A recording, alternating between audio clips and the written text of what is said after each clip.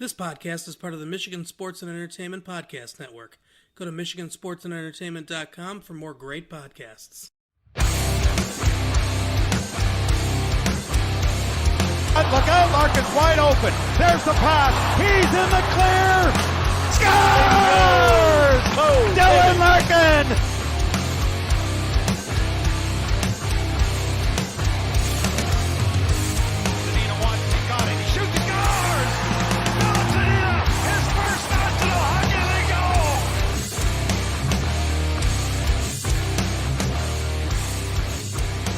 Yo, what is going on, everybody? Welcome back to a special segment of the Hockeytown Rundown podcast. We're doing a little bit of a bonus episode for you guys today.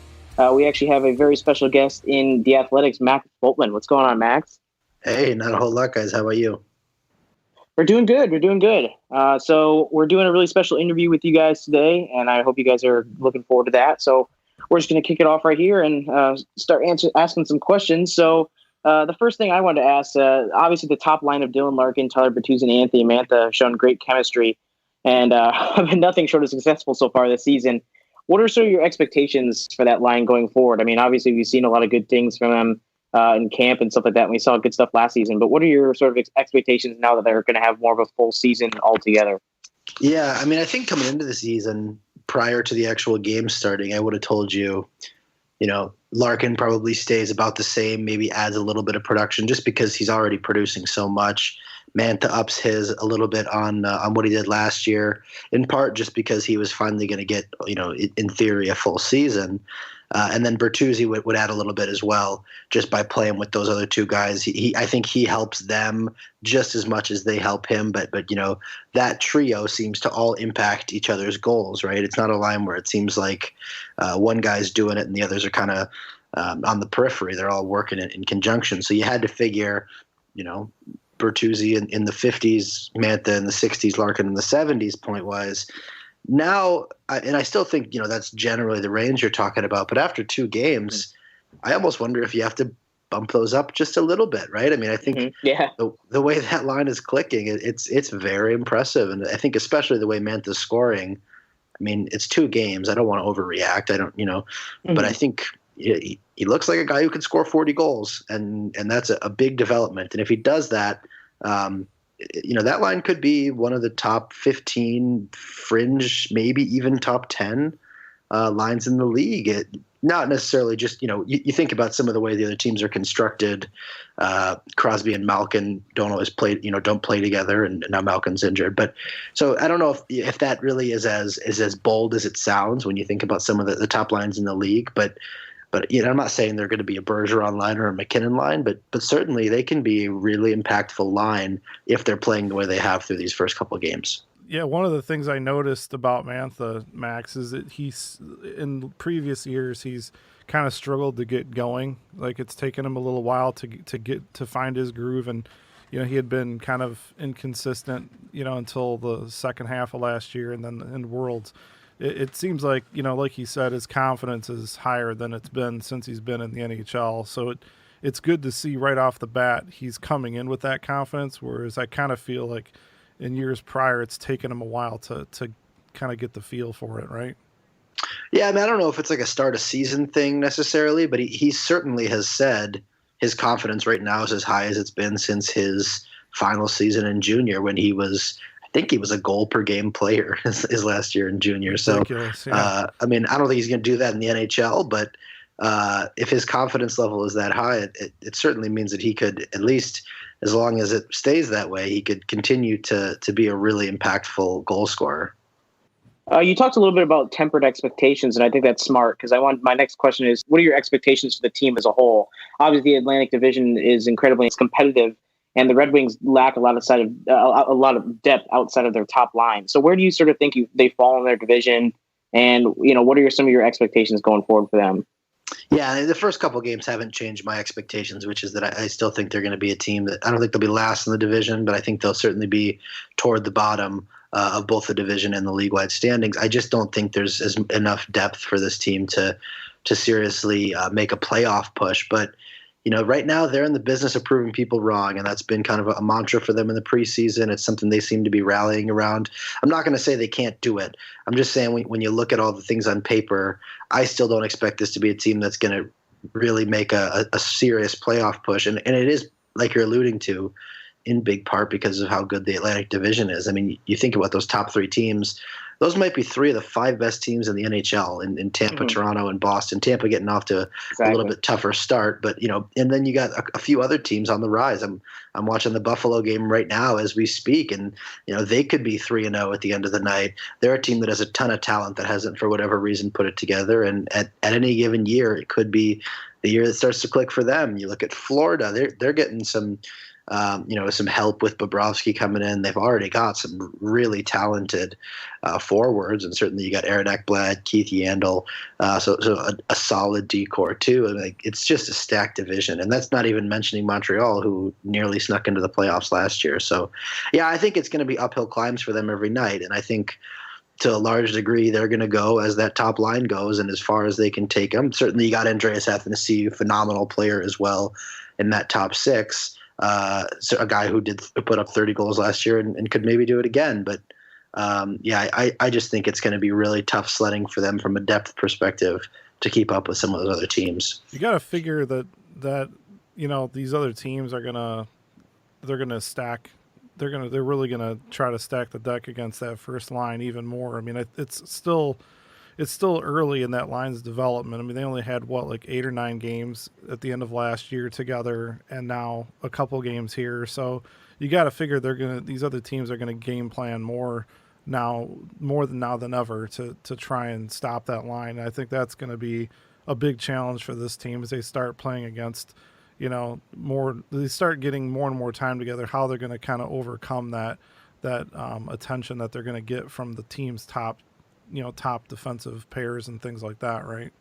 Yeah, it's a really interesting point because on one hand, obviously teams are certainly going to start trying to game plan a little more for them, but on the other hand, you look at how the Red Wings have wanted to use them, and the Red Wings have used them as a go toe to toe with the other team's top line so often. I mean, I know they haven't played together for 100 game sample or anything like that, but both this year and last year they have put them toe to toe with some of the other team's best players, and they like to do it because the word neutralize I used on Wings for Breakfast the other day, and that was probably a little too strong because you're never going to really wipe out another team's top line. Certainly Sagan scored on the Larkin line yesterday.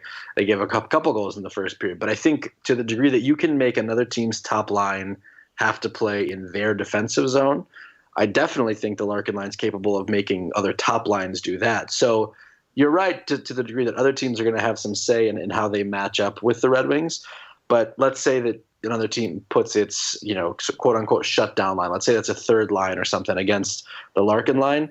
Well, all of a sudden now you're basically going to concede that line's probably not going to maintain a whole lot of puck possession on the Red Wings, right? So now all of a sudden you got the Larkin line playing in your O-zone for a lot of the night. That could be pretty dangerous. That could be how you expose yourself to one of their greatest strengths, which is winning the puck back, being hard on the forecheck, and then making you pay. So I think they're a huge matchup problem, which is maybe their greatest strength as a line. Mantha can be a dynamic scorer, but other than that, it's not like you're talking about a bunch of kind of just like pure scorers. You know what I mean? Like you're talking about two-way players, 200-foot players. And that's, to me, their greatest strength. So how another team tries to match up with them, maybe it's just trying to take away Mantha on that one-timer look, shut him down. But what are you going to let Dylan Larkin beat you then? They're a matchup problem. And to me, that's why I think they can be one of the league's top lines. Yeah, I think one of the things, too, about it is that a guy like Bertuzzi, to me, is like a true X factor on that line because you can plug a grinder into the first line that can skate. But, Bertuzzi can take advantage of the opportunities he's given, and he knows what his role is. And he gets, I think at least one of the goals that I saw last night, I think it was the last goal that Mantha scored. It wasn't, even he admitted, it wasn't that hard of a shot, but guess who was right in front of the net? Bertuzzi. Yep.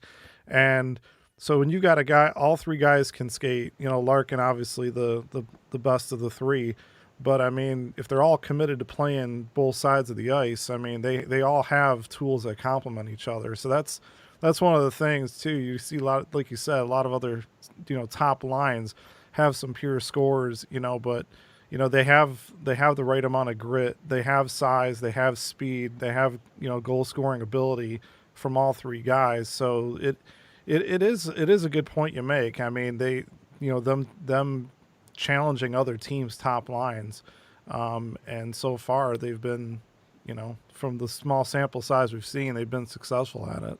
So transitioning here a little bit from offense to defense, actually one of our listeners on Twitter actually wanted to know just your assessment on the defense from training camp in the first, all the way to the first two games. I know it's only been a pretty small sample size, but what have you kind of seen? Like, has there been like any improvements, setbacks, stuff like that? Like, what have you sort of noticed on the defensive side of the puck?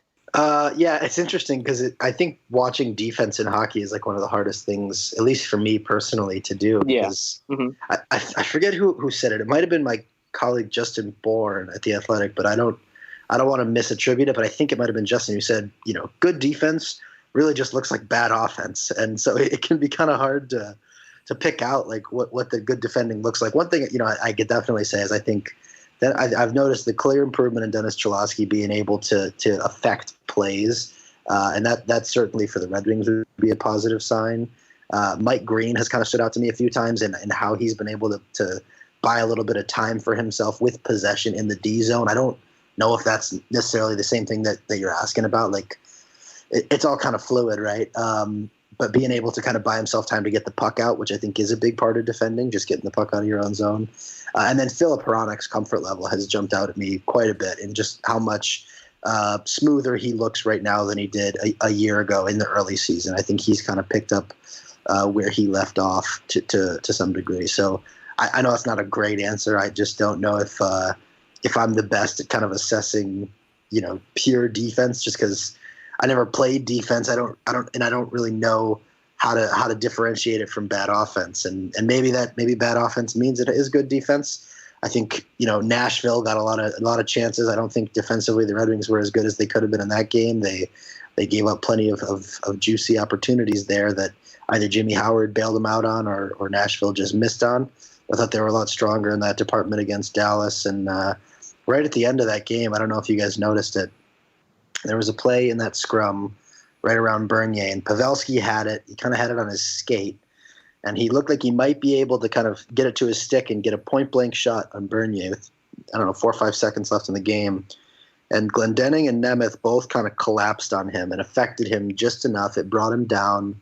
Pavelski was eventually able to kind of finagle his way to get that puck across the net. I think it was to Radulov, and that was the one that Bernier had to really skate on post to keep that puck out of the net, and then just pray it didn't go in for him, right? But so that was the one that drew all the attention. But I thought just 2-3 seconds before that, Nemeth and Glendening might have saved a primo scoring chance from Pavelski. That would be a good example, especially in a closeout situation of strong team defense. But I wish I had a better answer for you than all that. No, yeah, that's good. You sort of alluded to the fact that some of your expectations are still low in terms of the Red Wings' success towards the season. I was just curious, what some of the prospects you were looking at if the Red Wings do end up finishing, as a bottom 5 team again this season, and what positions sort of strike you as areas where the Red Wings can grow despite already having a decently established farm system down in Grand Rapids and in other areas as well. Yeah, so you're saying the guys who are already there are the places they could bolster the farm system? I would say bolster the farm system, just ways they can, sort of build on the foundation they already have. Yeah, well, a couple of things. I think they could really use another kind of elite center. I know people have really high expectations for Joe Veleno, and I think he can certainly be a middle six, even second line, pretty decent second line center. But I'm talking about another guy who can really, you can roll him interchangeably with Larkin right at the top of the lineup. I'm not going to say Joe Veleno can't do that, but I'm saying that there's a guy like Quentin Byfield in this year's draft. If you can get Quentin Byfield, I think that's an absolute no-brainer for the Red Wings. And 6'4", super skilled center. from everything that I've seen on video. I'm hoping to get to see him in person at some point this year. He's a guy who I'd be very interested to see what he would look like 2-3 years down the line in this Red Wings lineup, maybe as a center for someone like Filip Zadina. Goaltending would definitely be an area that, there's even, again, in this draft, there's a guy, Yaroslav Askarov, who has a really good reputation as a goaltender. Philip Larson kind of is currently the top goalie prospect, a little bit of an injury risk, and even then maybe not kind of that superstar caliber goalie. He could, again, goaltending is an area I do not know a whole lot about, but, just based on kind of on what he's done, he looks like he's on track to be someone who can be an NHL goalie, but Askarov's kind of got that pedigree as a potential, early first-round pick. So that's, I guess, one thing they could add. And then I think just kind of true offensive, I guess, kind of a left hand on the left side. On defense, they got Moritz Seider, they got Filip Hronek. Those both look like they could be potential top 4 defensemen on the right side. Dennis Cholowski looks like he could be a potential top 4 defenseman on the left side. I think Danny DeKeyser is a top 4 defenseman on the left side. I know that can be a divisive opinion at times, but I think maybe that true superstar power play quarterback, offensive defenseman is something that they could stand to add at some point down the line here too. Yeah, great. So I already sort of mentioned Detroit's pretty established farm system, and obviously 5 Detroit's former first-round draft picks landed in Grand Rapids this season. What do you think that means in terms of their development? Like, do you see any potential call-ups? Obviously, we've already seen a couple of them today, actually. But what are your sort of expectations for some of the specific prospects? Anything that you've sort of noticed? Do you think that Grand Rapids will help in terms of development of some of these guys?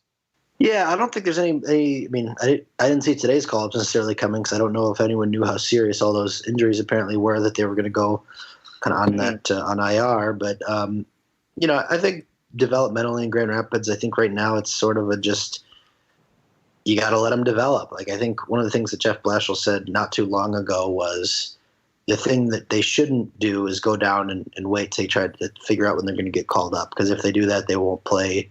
It won't play well, and it'll take even longer. So it's tough to be patient through this, I'm sure, for fans. But I don't think there's anyone who in the preseason looked terribly close to being what they're going to be. So I think letting them develop and try to reach their potential in Grand Rapids is a perfectly fine thing, even though it may not be as immediately exciting.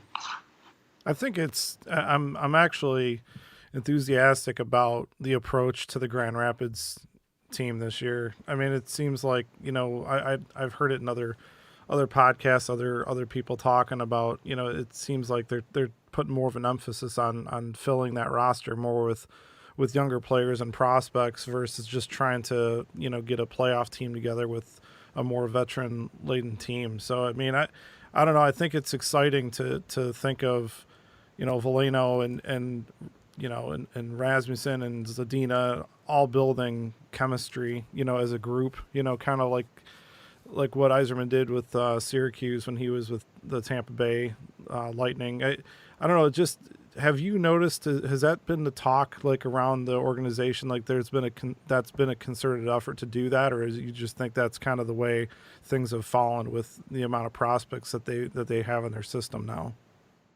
You're saying to take their time more, or? No. Well, yeah. I mean, obviously, they've got some contracts, that prohibit them from bringing too many of them up. But I mean, Rasmussen played, most of the year in Detroit last year. I mean, I'm sure some fans, and we've seen it, can make the argument that, he's better than, say, an N or a De La Rose, or could add more value, at least on the power play. It's interesting that they've got so many young players, so many prospects, first round draft picks, in Grand Rapids at the same time. I can't recall the last time I've seen it that way. Yeah, it is kind of interesting because it's a blend of different situations, like Seider coming over from Germany and Zadina being able to, as a Czech national, to not have to deal with that kind of same NHL, CHL agreement that made it so that Rasmussen last year they had to decide between the NHL or junior hockey. And, I think having watched it, I think everyone would pretty much agree he was probably too good for junior hockey. And probably not totally ready for the NHL. So Seider and Zadina have the real clear benefit of being exempt from having those considerations. They can just go to the American League, which is, it looks like it's still a challenge for Zadina. It looks like it's still and Veleno gets out of that because he had exceptional status. So that's another little loophole there. They would have had to make probably a tougher decision on him too. So yeah, it is interesting for sure that's been something, but I don't know if it's so much philosophical as it is just by opportunity for them to put him there. And the fact that there's 5 of them there, Svechnikov coming off ACL injury, but now he's up in Detroit now, having just been called up, and then Rasmussen, who probably should have been in Grand Rapids last year. We'll see how long he's in GR this year, what they want to do, because he's a guy who I think he could use the development time, the seasoning in Grand Rapids, but for the role they want him to play, it wouldn't stun me to see him in Detroit at some point this year either.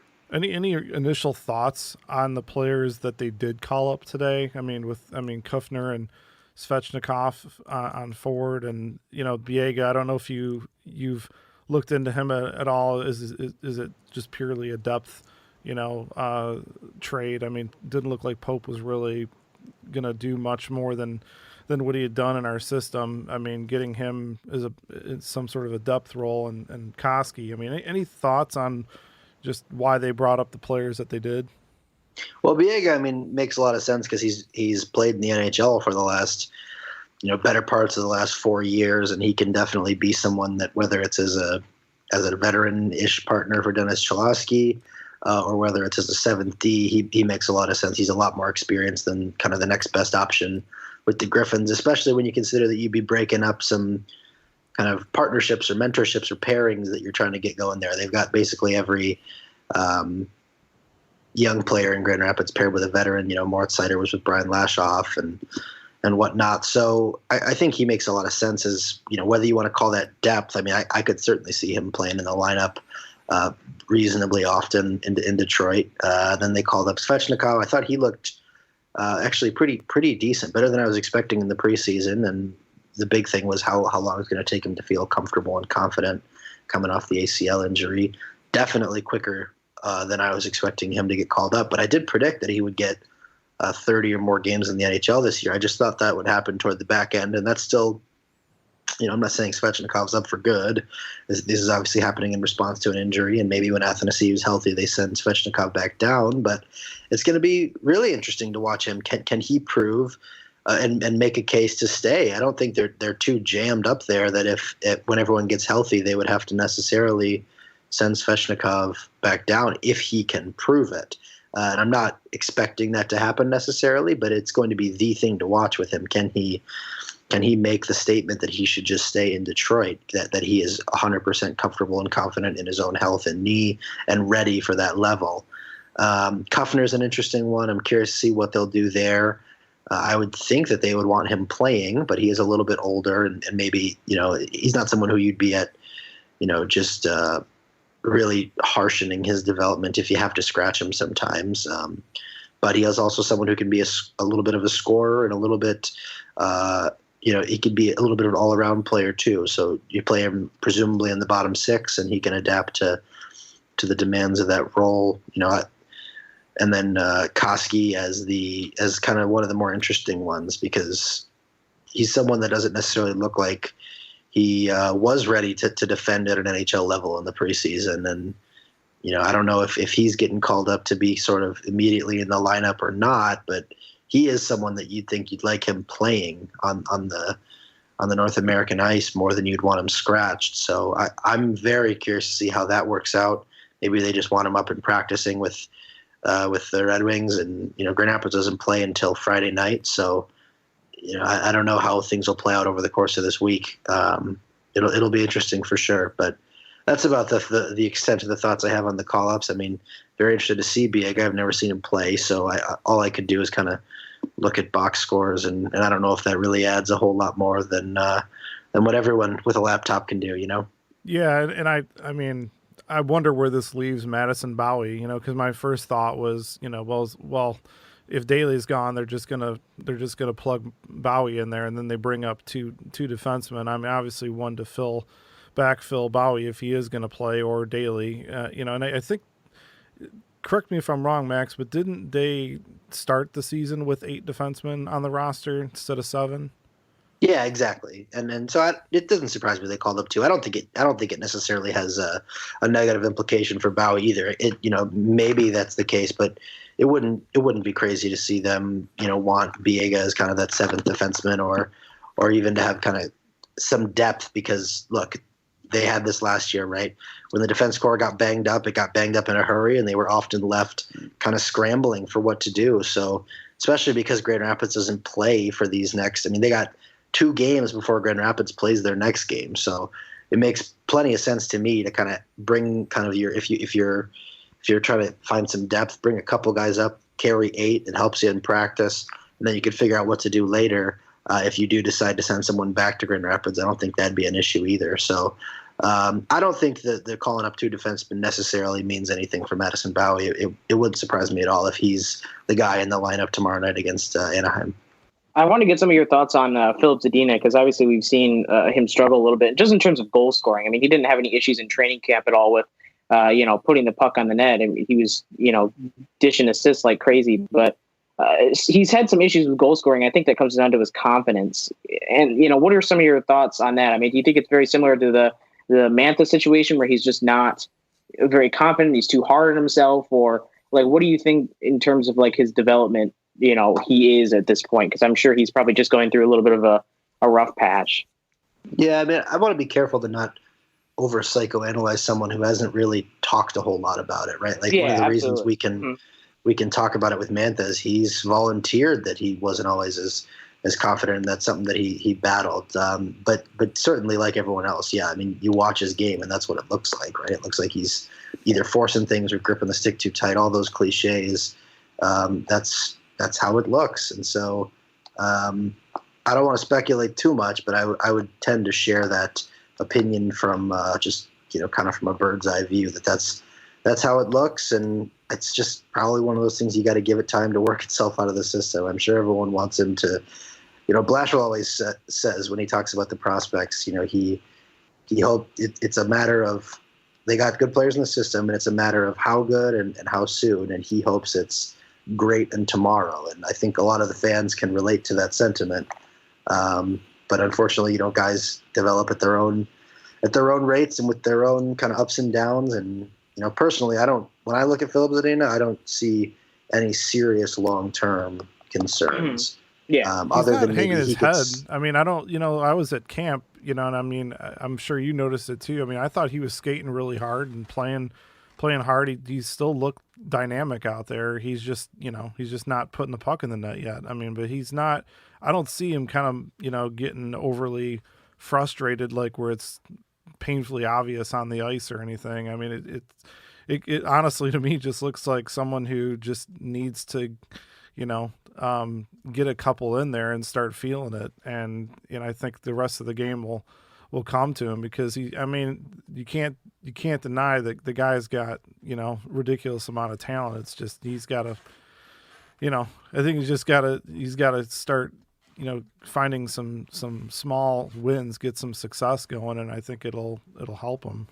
Well, there was a couple plays in the prospect tournament where I think body language wise you could see that he seemed to be a little frustrated with a puck not going in here or there. I think that in the prospect tournament definitely showed up. But I don't know. I think you're probably right. I didn't see that as much in the preseason. So pretty much like you said. I don't think his game is broken or anything like that. There's just a few kind of things he can work on. Like everybody, I think he could stand to get a little more explosive, and so that he can get a little deeper in on net, separate from defenders, maybe muscle his way in a little bit more if he could get physically stronger. But in terms of his skill level, it's in his hockey IQ, his vision, his playmaking, it's all still there. And obviously his release on his shot is still quite good. So, all right, awesome. Do you have any other questions from Jay? No, that's really all I had, Chase. Max, did you want to talk a little bit more about the podcast that you guys are running at The Athletic? We kind of alluded to before we started recording. We checked it out. We really liked it, but we want to give you a chance to kind of plug it for our listeners. Yeah, sure. Thanks. No, it's, I think it's I think it'll be a lot of fun for people. It's twice weekly. Mondays will be free on Apple Pods and wherever you get your podcast. It's called Wings for Breakfast. It's put on by The Athletic. It's me and Prashant Iyer, who is 50 times smarter than me and knows a whole lot about hockey analytics and he has a really interesting perspective on the game. He's not just numbers. He certainly watches the games. He's got a lot of, I think his hockey viewership and balance with his understanding of the analytics makes him just a really smart hockey analyst, has a really good perspective on the game. And then we also have an episode in the middle that it comes out in the middle of the week, and that'll be just behind the Athletics paywall on our app. If you're a subscriber, you'll get it for free. And if people want to get on board the Athletic and listen to the podcast and read all of our Red Wings stuff, they can go to theathletic.com/wings for breakfast. And we'd really love to hear from them and hear what they think, and certainly appreciate you guys listening. That really means a lot, and for the feedback. Yeah, absolutely. We definitely recommend anyone who's listening out there who's not subscribed to The Athletic to do so. You get some great content especially from Max as well. So, and you guys will now get this added bonus podcast content as well. So that's always great. So be sure, if you guys don't already, be sure to get an Athletic account, because it's honestly one of the best things that I have. Honestly, listening to the podcast and also just reading articles on there is very insightful for me, especially because I'm also a journalist as well, covering the Red Wings. So as exciting as it is, to sort of be doing it myself, it's great to have those resources available. And it's great stuff, honestly. Awesome articles over there on The Athletic. You guys should definitely go check it out. Thanks so much for saying that, man. Really appreciate it. Yeah, we appreciate you coming on. It was great to have you on, and always insightful answers from you. It's always great to have you on. Well, it's always a pleasure to do it. I really appreciate you guys having me, and hope you guys enjoy the start of the season here. Thankful that hockey has started back up again. Absolutely. Yep, and with that, we are signing off for this interview. Thanks again for Max for coming on, and that'll be it for us. Take care.